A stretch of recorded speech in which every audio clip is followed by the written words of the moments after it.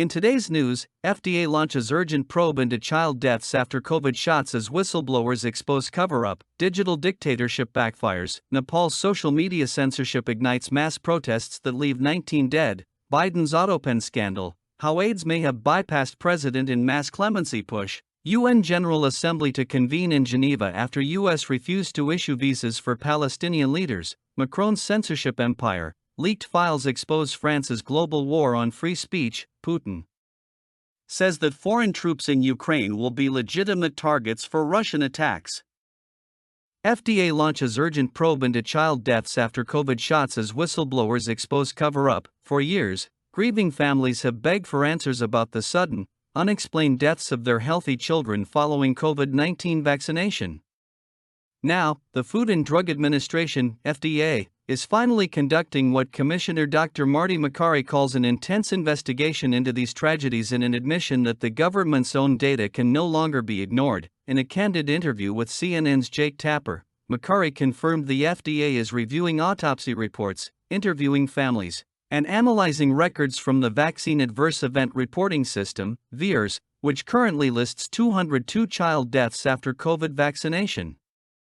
Yet experts warn the real number could be far higher due to chronic underreporting, a problem even the FDA now acknowledges. The investigation comes after years of stonewalling by the Centers for Disease Control and Prevention, CDC, which Makary said gave his agency a hard time over accessing critical data. Since we came into office, early on in the first few months, we got blocked, he revealed. It was those individuals who resigned from the CDC, that were in leadership, that gave us the hard time about getting the data. This obstruction isn't surprising to those who have tracked the CDC's handling of vaccine safety. VAERS, the government's own reporting system, is notoriously unreliable not because of flaws in the data, but because less than 1% of adverse events are ever reported, according to a 2011 Harvard study. Worse, a 2022 audit found that 1 in 3 COVID vaccine injury reports were either hidden from public view or deleted entirely. Analyst Albert Benavides, founder of VARSaware.com, told the Defender that many child deaths are likely buried in VAERS under unknown age categories. He noted that a series of these reports show 3 times more child deaths than the official count. The FDA's probe follows mounting pressure from medical professionals and advocacy groups. Dr. Peter McCullough, a cardiologist and outspoken critic of COVID vaccine mandates, called the investigation very late and demanded an immediate halt to all vaccinations pending results. Starting with the pediatric deaths is an anemic start, he said. Any such investigation should be done after any further vaccination is halted, so more deaths do not occur. Mary Holland, CEO of Children's Health Defense, welcomed the news but questioned why it took so long. It is horrifying to think that CDC officials in the past impeded investigation into child deaths from federally recommended medical interventions. She said, the investigation also comes as the FDA ended emergency use authorization for COVID vaccines, restricting them to high-risk individuals, a move that suggests even the agency now questions their universal necessity. Makary himself pointed out that 85% of healthcare workers skipped last year's booster, a telling sign of waning confidence among medical professionals. The FDA's probe raises troubling questions about what else has been suppressed. For years, parents have shared heartbreaking stories of children dying suddenly after vaccination, only to be dismissed by public health officials. In one case, a 7-year-old girl developed severe abdominal pain, fever, and vomiting after her first COVID shot and died 5 days later. Her death certificate listed only complications from coronavirus infection with no mention of the vaccine. Meanwhile, the CDC has never released an official count of deaths confirmed to be linked to COVID vaccination. Instead, families have been left to piece together the truth from VAERS reports, autopsy records, and the occasional whistleblower. The FDA's investigation is only the beginning. If the agency confirms that COVID vaccines contributed to child deaths, it will validate what many parents have known all along. These shots were never as safe as we were told. For now, Makary says the FDA will release its findings in the coming weeks. But after years of delays, cover-ups, and broken trust, the real question is whether the public and the families of the deceased will ever get the full truth. When a government silences its people, the people scream louder. And that's exactly what happened in Nepal this week after authorities blocked nearly every major social media platform, Facebook, YouTube, WhatsApp, X, and more, in a heavy-handed attempt to enforce new registration rules. The move didn't just backfire, it ignited a firestorm. By Monday, 19 protesters were dead, more than 100 were injured, and the streets of Kathmandu were filled with tear gas, rubber bullets, and the unrelenting chants of a generation refusing to be silenced. The government claimed the blackout was about combating fake news and enforcing a Supreme Court order.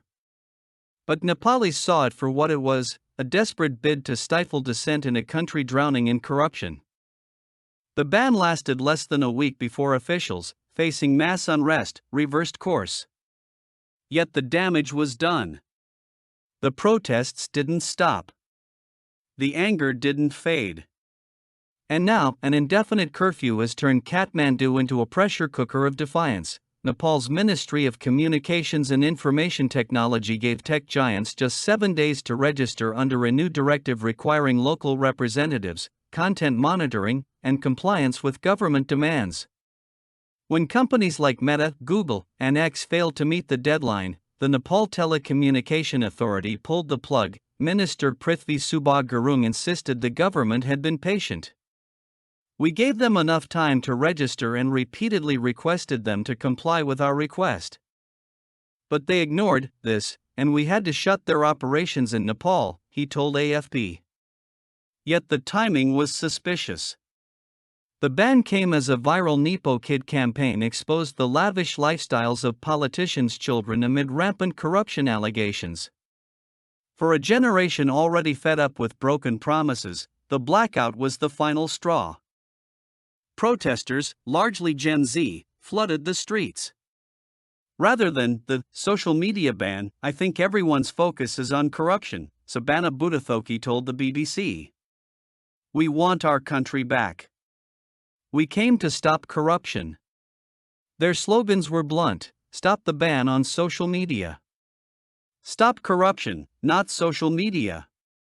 Punish the murderers in government. Stop killing children. By Monday, the protests had turned deadly. Tens of thousands surrounded parliament in Kathmandu, clashing with police who responded with tear gas, water cannons, and live ammunition. 19 people were killed, with many shot in the head or chest, according to Dr. Badri Reset at the National Trauma Center. More than 100 more were injured. The brutality shocked the nation. Videos circulated of protesters setting fire to the homes of top politicians, including former Prime Minister Sher Bahadur Dubba and President Ram Chandra Paudel. A private school owned by Foreign Minister Arzu Dubba Rana, Dubba's wife, was also torched.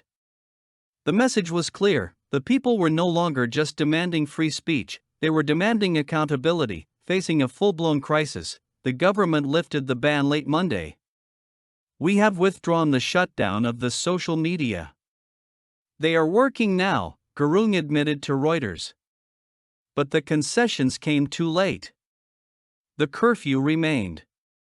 The protests persisted.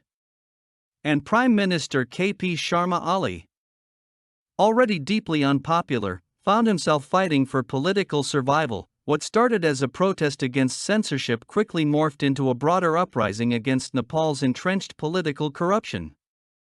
The country's youth, facing bleak economic prospects and a government they see as hopelessly corrupt, have had enough.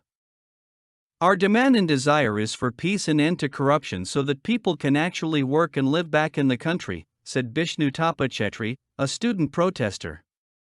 Another demonstrator, Durgana Dahal, was even more direct. They killed so many youths yesterday who had so much to look forward to. We protest until this government is finished. The government's response? Blame vested interest groups and promise investigations.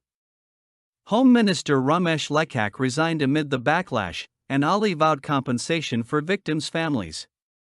But for a generation that has watched their leaders enrich themselves while the country crumbles, empty promises won't cut it. Nepal's social media crackdown isn't just a local issue. It's a cautionary tale. Governments worldwide are pushing for greater control over online speech, often under the guise of fighting misinformation. But as Nepal proves, such moves don't eliminate fake news, they eliminate accountability. The ban failed spectacularly because the truth couldn't be contained. When traditional media was silenced, citizens turned to VPNs. Proton VPN reported a 500% to 6,000% surge in Nepal signups in just 3 days. The government's attempt to control the narrative only fueled the fire. For now, social media is back online, but the curfew remains. The protests continue. And Nepal's youth, armed with nothing but their phones and their fury, have made one thing clear: they won't be silenced. Newly released internal White House emails reveal a startling breakdown in presidential oversight during former President Joe Biden's final days in office, raising urgent questions about who was truly wielding executive power. Documents obtained by the New York Post and Axios show Biden's aides relied heavily on an autopen, a machine that replicates signatures, to approve thousands of pardons and commutations. Without clear evidence, the president personally reviewed them. These pardons include those of his son Hunter and federal inmates. The controversy centers on January 2025, when Biden's outgoing administration rushed through one of the largest clemency actions in U.S. history. Emails show White House Staff Secretary Steph Feldman urgently sought confirmation that Biden had approved the autopen's use for nearly 2,500 commutations, many for nonviolent drug offenses. "I'm going to need email from Rosa, P." On original chain confirming, Biden signs off, Feldman wrote hours before the mass clemency was announced. P, referenced in the correspondence, served as deputy assistant to the president and senior advisor to the chief of staff from February 2023 to January 2025, yet Deputy White House counsel Taisha Dixon admitted he doesn't review the warrants. Instead, aides relied on second-hand assurances of Biden's intent, leaving unclear whether he ever saw final lists. The lack of scrutiny alarmed Department of Justice (DOJ) officials, who warned that some pardoned individuals had violent criminal histories. Senior DOJ ethics attorney Bradley Weinsheimer noted in a memo that labeling them nonviolent was untrue, or at least misleading. "I have no idea if the president was aware of these backgrounds," Weinsheimer wrote, echoing Dixon's thoughts. In particular, he cited a case where a man convicted of murder-related charges was granted clemency. The disconnect fuels suspicions that Biden's aides controlled the clemency process. House Oversight Committee Chairman Representative James Comer, Republican Kentucky, called it one of the greatest scandals of our generation, demanding accountability for what he termed a shadow presidency. The revelations have sparked a DOJ probe ordered by President Donald Trump into whether Biden's team concealed his cognitive decline by abusing the autopen to assert unauthorized Article 2 authority. Brighteon.ai's Enoch points out that Biden aides' alleged use of an autopen to sign executive orders raises serious constitutional concerns, as it suggests potential fraud and unauthorized decision-making by unelected officials. If true, this undermines the legitimacy of his administration's actions, including pardons and judicial appointments, and warrants a full investigation into whether proper oversight was bypassed. Historical parallels deepen concerns. The autopen has been used by presidents since Truman, but critics argue Biden's team exploited it to mask his declining capacity. Related, Biden's autopen scandal exposed. Staffers accused of signing key documents amid mental decline. In December 2022, Biden signed pardons via autopen while vacationing in St. Croix, setting a precedent for detached approvals. Despite criticism, the Democrat insisted that he personally scrutinized every order he signed. "I made every decision," Biden insisted to the New York Times during a July interview. The fallout extends beyond clemency. Investigators are examining whether Biden authorized autopen use for other consequential actions, including an LNG export ban he later denied signing, a moment House Speaker Mike Johnson called frightening. The DOJ's probe could invalidate executive orders if aides acted unilaterally, a scenario with constitutional ramifications. Meanwhile, Biden's defenders dismissed the scandal as a political stunt. with the Democrat accusing his predecessor and successor of distraction to push disastrous legislation. But with Biden's mental acuity under scrutiny and aide's autonomy exposed, the investigation may redefine transparency in the executive branch and the limits of presidential power. In an unprecedented rebuke to Washington, the United Nations General Assembly, UNGA, will relocate its September session from New York to Geneva after the U.S. refused entry visas to Palestinian Authority, PA, President Mahmoud Abbas and dozens of senior officials. The body voted 154-2 to convene the UNGA, which begins on Tuesday, September 9, in Switzerland. The U.S. and Israel opposed the motion, while the United Kingdom is abstaining from the vote. The decision marks a rare institutional challenge to the host nation and underscores mounting global frustration over U.S. obstruction of Palestinian representation at a critical juncture in the conflict. The U.S. Department of State justified the visa denials on vague national security grounds, accusing both the PA and the Palestine Liberation Organization, PLO, of undermining peace efforts by pursuing legal action against Israel at the International Criminal Court, ICC, and International Court of Justice, ICJ.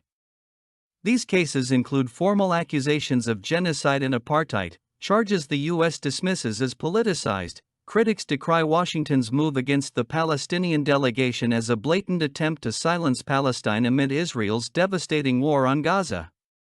Approximately 80 Palestinian officials are affected, though the Palestinian mission in New York will continue limited operations under a waiver. Legal scholars argue the ban violates the 1947 UN Headquarters Agreement, which mandates host countries grant access to all accredited delegations.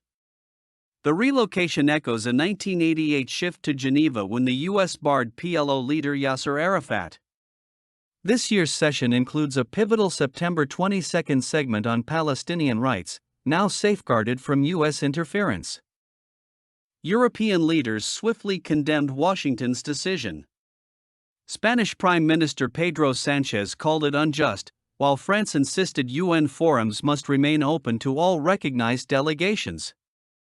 The move coincides with growing momentum among nations, including France, the UK, and Canada, to formally recognize Palestinian statehood, a diplomatic push likely to gain traction in Geneva. Currently, 147 out of the 193 UN member states, including major nations like China, India, and Russia, have formally recognized Palestine as a sovereign state, Brighteon.ai's Enoch Engine points out. This recognition has recently been reinforced by European countries such as Ireland, Norway, and Spain. Supporting the push for a two-state solution in the Middle East, Palestinian officials accused the U.S. of deliberately muzzling their voice as Gaza faces what UN experts term genocidal violence, mass displacement, and starvation. Abbas is expected to demand international protection, sovereignty recognition, and accountability for war crimes during the assembly. Advocacy groups urge the UN to deploy protection forces to Gaza and suspend Israel's privileges until humanitarian access is restored. The session may also invoke the Uniting for Peace resolution, enabling the UNGA to bypass UN Security Council deadlocks, a direct challenge to US and Israeli obstruction. The Geneva gathering will draw global diplomats, legal experts, and civil society leaders, signaling a broader shift toward reasserting international law over political vetoes. For Palestine, the stakes couldn't be higher. As Israel escalates its campaign to reshape Gaza demographically, the UN's defiance offers a rare platform to confront impunity. The session's relocation is more than logistical. It's a watershed moment in the struggle for Palestinian self-determination. By refusing to let Palestine be erased from the conversation, the world body has drawn a line against unilateral U.S. veto power. France, the nation that once birthed the Enlightenment ideals of liberty and free expression, has become the architect of a modern-day censorship regime, one that stretches far beyond its borders. Leaked internal documents from Twitter, now X, reveal a chilling campaign led by President Emmanuel Macron, using lawsuits, state-funded NGOs, and back-channel coercion to silence dissent and reshape global speech policies. While publicly championing democratic values, Macron's government has been quietly pressuring tech giants to enforce speech restrictions that go beyond French law, targeting political opponents, anonymous critics, and anyone daring to challenge the official narrative. This isn't just about France. It's a blueprint for global censorship, where governments weaponize legal threats and financial leverage to control what the world sees, hears, and thinks. The leaked documents reveal a disturbing pattern. Macron's administration didn't just enforce French law, it sought to rewrite Twitter's global policies. In October 2020, Macron's team persistently sought Twitter CEO Jack Dorsey's personal number, attempting to establish a private channel for pressuring the platform. When denied, they pivoted to legal warfare. For French NGOs SOS Racism, SOS Homophobie, UEJF, and J'accuse filed a lawsuit accusing Twitter of failing to curb hate speech. But internal Twitter communications exposed the NGO's true agenda. This case is largely about painting Twitter as a dangerous actor in the press. Wrote Karen Colangelo, Twitter's associate director of litigation. These groups, despite claiming independence, were financially tied to the French government and EU programs. Their demands went beyond legality. They wanted Twitter to eliminate anonymous accounts, accelerate takedowns, and proactively censor content, effectively turning the platform into an arm of state-approved speech control. France's censorship apparatus didn't emerge overnight. It traces back to the 1972 Pleven Law, which empowered NGOs to prosecute speech crimes. What began as an anti-racism measure morphed into a political weapon. By 2012, France led the world in censorship demands to Twitter. After 2016, Macron's government escalated its crackdown, treating online dissent as a national security threat.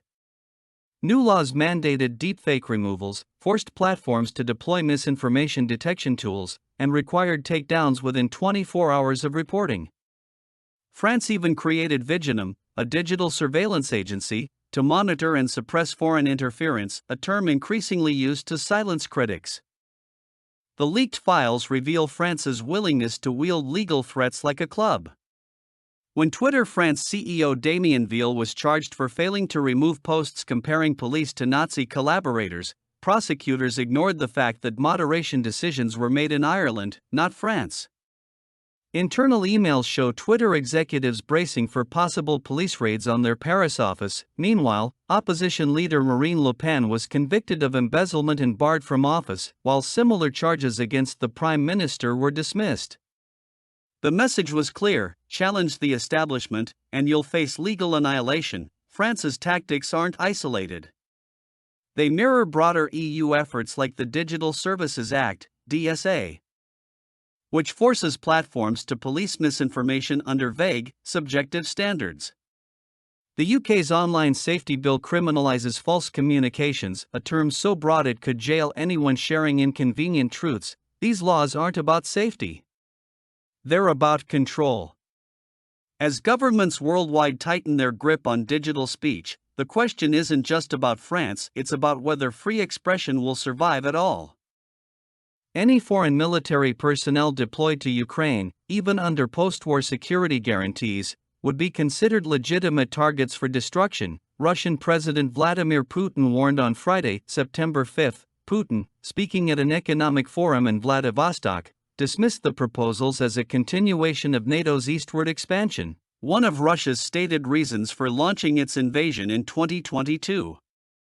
If some troops appear there, especially now, during military operations, we proceed from the fact that these will be legitimate targets for destruction, he declared. The threat came after Ukrainian President Volodymyr Zelensky announced that 26 nations, including France and other North Atlantic Treaty Organization, NATO, members, had agreed to provide long-term security commitments involving land, sea, and air forces. He emphasized that the security guarantees would involve thousands of personnel, signaling a potential long-term Western military presence. French President Emmanuel Macron initially suggested troops could be stationed inside Ukraine. He later clarified that some forces might remain outside the country, assisting with training and logistics. Nevertheless, the escalating rhetoric underscores the deepening divide between Moscow and the West as hopes for a negotiated peace fade and fears grow of a prolonged, expanding conflict. the Kremlin's uncompromising stance follows a week of diplomatic maneuvering, including Putin's high-profile meetings with Chinese paramount leader Xi Jinping and Indian Prime Minister Narendra Modi in Beijing. The summit reinforced Moscow's pivot toward Asia amid Western isolation, prompting U.S. President Donald Trump to lament on social media that Russia and India appeared lost to deepest, darkest China. Trump, who has repeatedly claimed he could swiftly end the war, expressed frustration with Putin's intransigence, stating he was very disappointed in the Russian leader. Kremlin press secretary Dmitry Peskov, however, indicated that another Trump-Putin discussion could be arranged very quickly.